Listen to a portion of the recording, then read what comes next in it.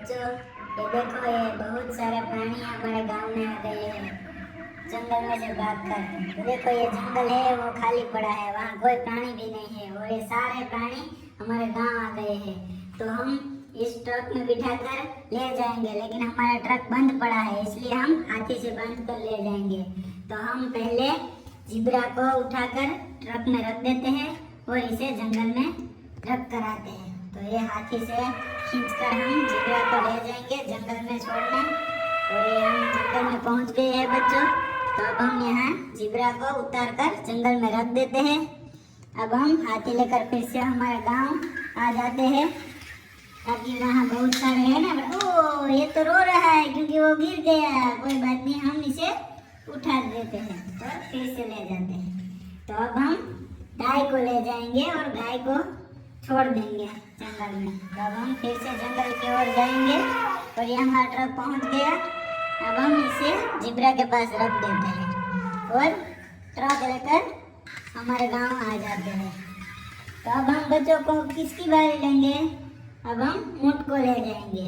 तो हम ये इस ऊँट को ट्रक में बिठा देंगे, पर वो अच्छे से बैठ नहीं पा रहा है तो उसे लेटा देते हैं।